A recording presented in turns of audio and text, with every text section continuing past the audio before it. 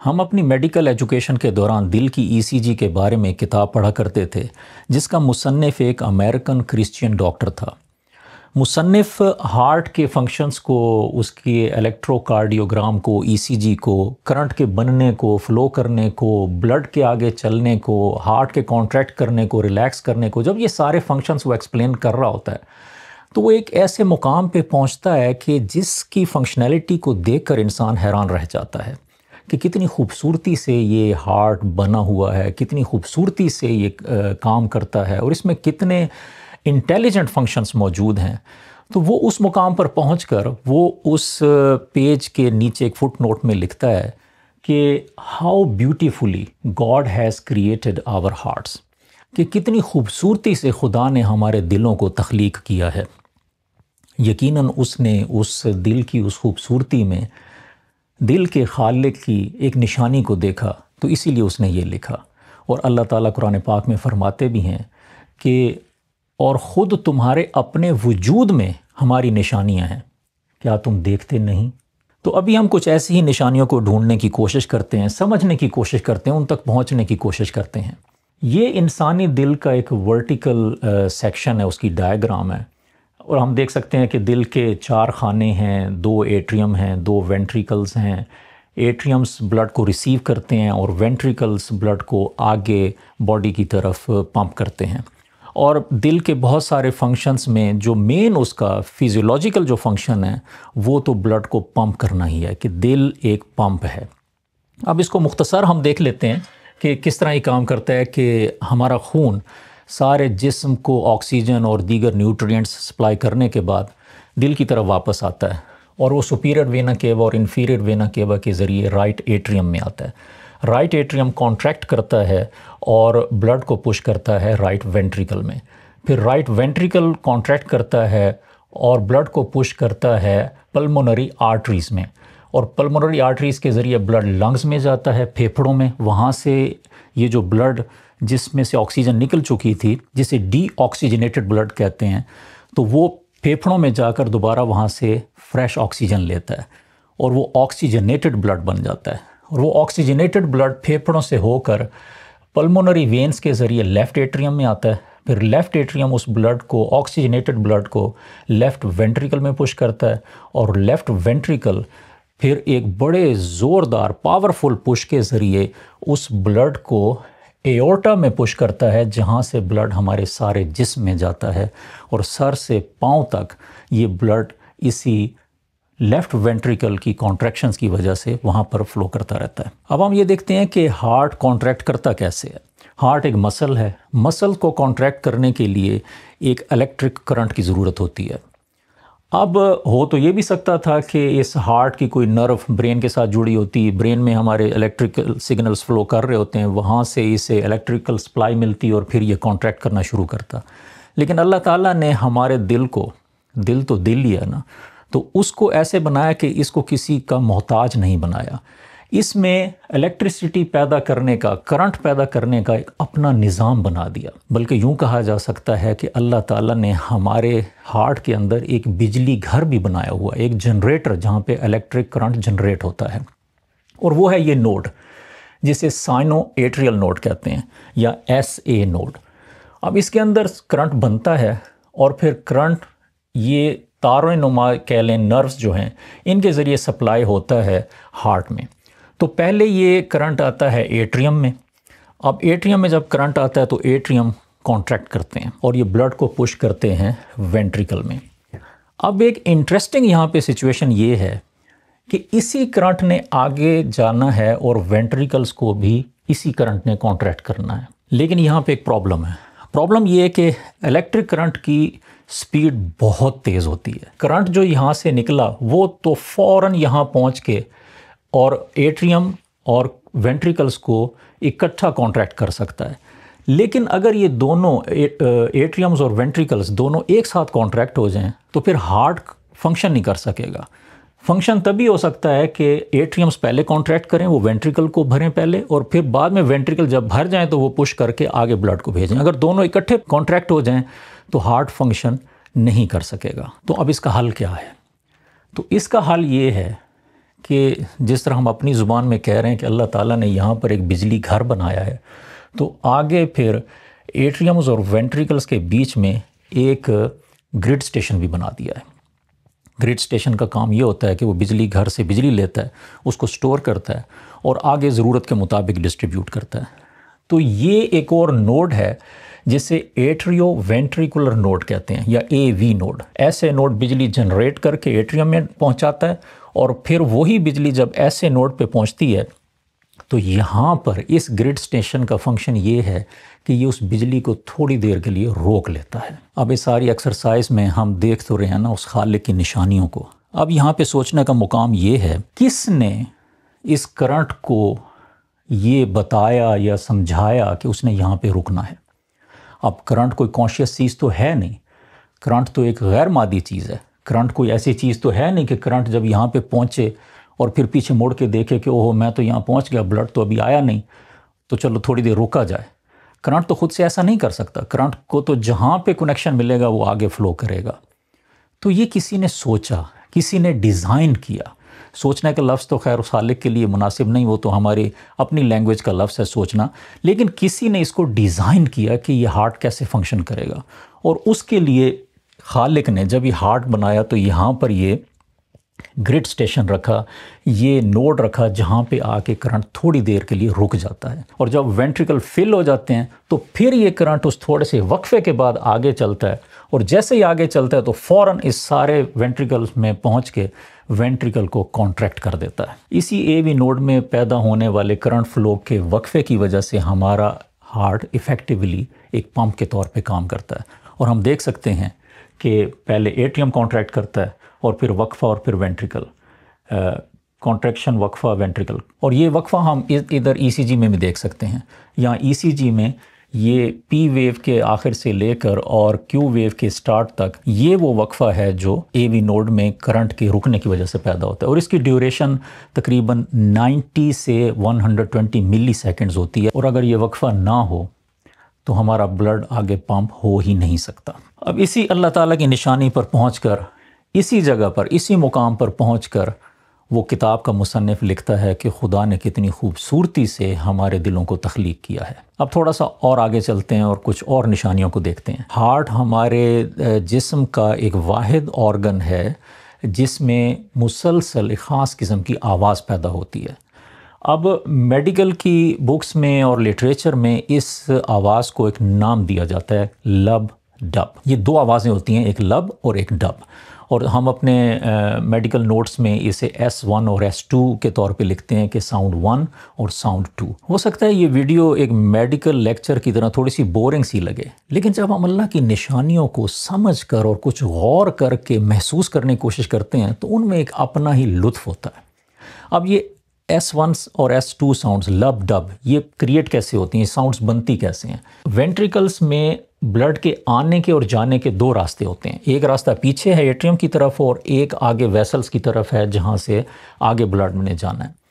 تو اب اگر وینٹریکل جسٹ کانٹریکٹ کر جائیں تو بلڈ کو تو نہیں پتا کہ اس نے کس طرف جانا ہے، اسے تو جہاں راستہ ملے گا وہیں چلا جائے گا۔ بلڈ پیچھے بھی جا سکتا ہے اور آگے بھی جا سکتا ہے۔ اب ادھر پھر اللہ تعالیٰ جو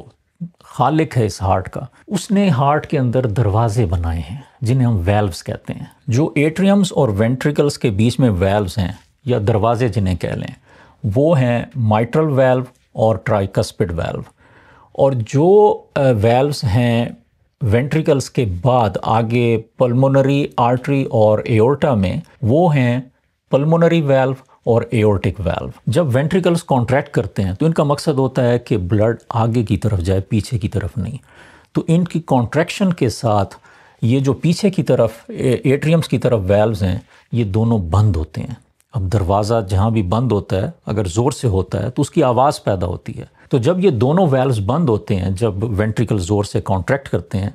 تو اس وقت پہلی آواز پیدا ہوتی ہے لب۔ اب جب وینٹریکلز پورے کانٹریکٹ کر کے بلڈ کو آگے بھیج چکے ہوتے ہیں ایورٹک اور پلمونری ویلوز کے تھرو ایورٹا اور پلمونری آرٹری میں، تو اس کے بعد جب اب وینٹریکل نے ریلیکس ہونا ہے ایٹریم سے اور بلڈ لینے کے لیے، اب اگر اس ریلیکسیشن کے دوران اگر یہ دروازے کھلے رہیں تو بلڈ یہاں سے واپس آ سکتا ہے. لیکن یہاں پر اللہ تعالیٰ نے ایک نظام بنایا ہے کہ جب ایٹریم اپنی کانٹریکشن کے بعد ریلیکس ہونے لگتا ہے تو فوراً یہ ویلوز بند ہو جاتے ہیں، یہ دروازے بند ہوتے ہیں. اور یہ جب دروازے بند ہوتے ہیں تو اس میں وہ S2 سیکنڈ آواز پیدا ہوتی ہے، ڈب. تو وینٹریکلز کی کانٹریکشن کے شروع میں لب اور اینڈ پر ڈب، لب ڈب لب ڈب، اور یہ آواز کچھ یوں ہوتی ہے.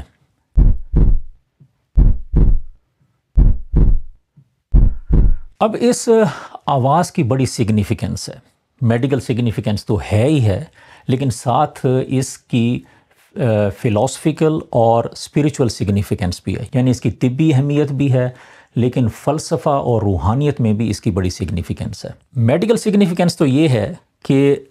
لب ڈب، یہ جو دو آوازیں ہیں، یہ ہارٹ کی ہیلتھ کے بارے میں ہمیں بتاتی ہیں. جب ہم اسٹیتھوسکوپ لگا کر پیشنٹ کا ہارٹ سنتے ہیں تو ہم اسی لب ڈب پر غور کرتے ہیں، اور ان کی انٹینسٹی، ان کی اسپیسنگ، اس کا ردم، یہ سب کچھ ہمیں ہارٹ کی ہیلتھ کے بارے میں بہت ساری انفارمیشن دیتا ہے. اس کے علاوہ اگر اس کے ساتھ کوئی ایڈیشنل اور آوازیں ہوں جس طرح مرمرز وغیرہ، تو اس سے ہمیں کچھ ہارٹ میں موجود ہونے والی پاسبل بیماریوں کا بھی پتہ چلتا ہے. اور دوسری اس کی میڈیکل سگنیفیکنس یہ ہے کہ جب تک لب ڈب ہے تو زندگی ہے، جب یہ لب ڈب ختم رک گئی تو پھر زندگی بھی رک گئی. فلاسفیکل سگنیفیکنس یہ ہے کہ یہ لب ڈب ہمارے اندر ایک کلاک کی ٹک ٹک ہے، کہ اللہ تعالیٰ نے ہمارے اندر ایک کلاک رکھ دیا ہے کہ جو بس چلتا جا رہا ہے، جس کی ٹک ٹک کی آواز آ رہی ہے، اور وہ ہمیں ایوری پاسنگ مومنٹ کے بارے میں بتاتا ہے کہ ہماری زندگی اب آگے کی طرف چلتی جا رہی ہے، بغیر رکے، بغیر اپنی سپیڈ اور راستہ چینج کیے یہ آگے کی طرف جا رہی ہے. کلاک کی ٹک ٹک ٹک ٹک جاری ہے، اور ایوری لب ڈب جو ہے اس گنتی کو پورا کر رہی ہے کہ جو ہمیں خالق نے اس دنیا میں عطا کی ہیں. اب ہمارا جو ہارٹ ہے وہ ایک منٹ میں تقریباً ایوریج 72 بار وہ دھڑکتا ہے، یعنی 72 بار لب ڈب کی آواز کریٹ ہوتی ہے. ایک دن میں تقریباً 1,00,000 بار، اور ایک سال میں تقریباً 3.5 کروڑ بار، اور 80 سال کی عمر تک تقریباً 3 ارب بار یہ لب ڈب یہ ہوتی ہے. لیکن اہم پوائنٹ یہ ہے کہ اگرچہ یہ 3 ارب بہت بڑا نمبر معلوم ہوتا ہے، لیکن صرف کل سے لے کر آج تک اس میں سے 1,00,000 مائنس ہو گیا. آج سنڈے ہے، پچھلے سنڈے سے لے کر آج تک 7,00,000 اس میں سے مائنس ہو گئے،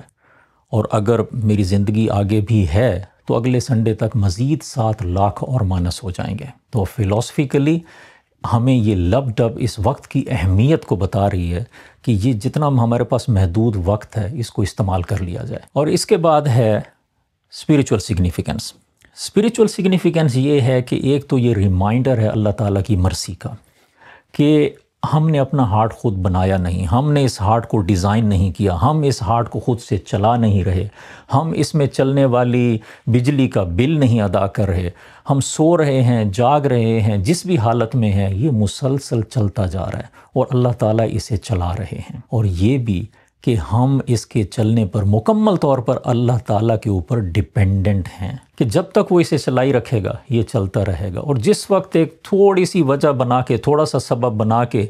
ایسے نوڈ میں کرنٹ بننا بند ہو جائے، آگے کوئی نرو ڈیمیج ہو جائے، اے وی نوڈ میں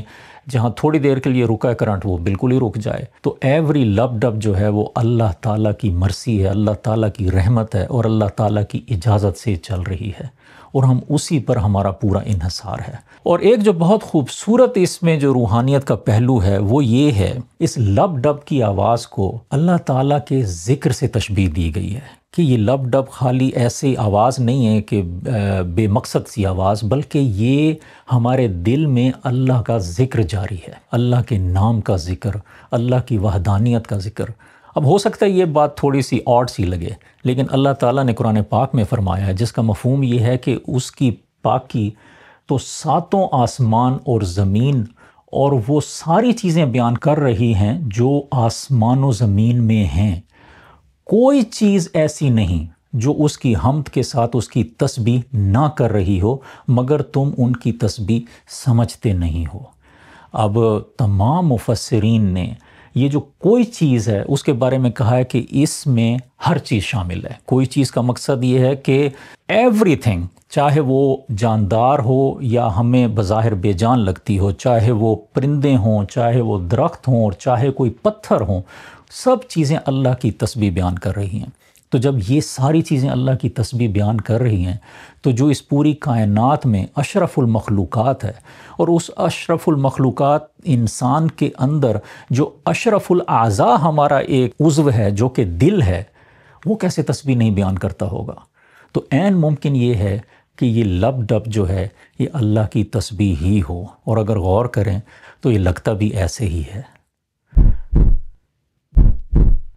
اللہ اللہ اللہ اللہ اللہ۔ اب یہاں یہ سوال ذہن میں آ سکتا ہے کہ اللہ تو ایک نام ہے، ایک لفظ ہے، لیکن یہ دو ساؤنڈز ہیں، تو ہم اللہ کے نام کو دو ساؤنڈز میں کیسے کر رہے ہیں؟ تو یاد رکھنا چاہیے کہ اللہ جو ہے وہ الالہ بھی ہے، تو اگر ہم اسے سیپریٹ بھی پڑھنا چاہیں دو ساؤنڈز میں تو الالہ بھی پڑھ سکتے ہیں۔ اس کے علاوہ بعض صوفی بزرگوں نے یہ کہا ہے کہ یہ بیسیکلی لا الہ الا اللہ ہے، تو وہ دو سیٹس آف ساؤنڈز کو ملاتے ہیں اور وہ کہتے ہیں کہ یہ لا الہ الا اللہ کی تسبیح ہے، اور وہ بھی ممکن ہو سکتا ہے کہ اگر ہم اسے دیکھیں تو شاید ایسا بھی ہو، لا الہ الا اللہ، لا الہ الا اللہ، لا الہ الا اللہ، یہ بھی ممکن ہے۔ اور پھر یہ تسبیح، یہ اللہ کا ذکر ہمارے سینوں کے اندر دن رات ہر وقت، ہم سوئے ہیں، جاگ رہے ہیں، کوئی کام کر رہے ہیں، غفلت میں ہیں یا ظاہری طور پر اللہ کی یاد میں بھی ہیں، یہ ذکر ہر وقت جاری و ساری ہے۔ اور اب ہم چلتے ہیں تھوڑا سا اس سے اور آگے کہ اللہ تعالیٰ کا ارشاد ہے کہ اور ہم ہی نے انسان کو پیدا کیا ہے، اور جو خیالات اس کے دل میں گزرتے ہیں ہم ان کو جانتے ہیں، اور ہم اس کی رگ جان سے بھی اس سے زیادہ قریب ہیں۔ رگ جان جسے شاہ رگ بھی کہا جاتا ہے، یہ ہماری گردن کی رگز ہیں۔ اس کا مطلب زمانی بھی ہو سکتا ہے، اس کا مطلب مکانی بھی ہو سکتا ہے، اور اس کا مطلب روحانی بھی ہو سکتا ہے۔ تو اگر ہم اس کو مکانی سینس میں یا فزیکل سینس میں یا فزیولوجیکل سینس میں دیکھیں تو یہ ہماری شاہ رگز ہیں۔ تو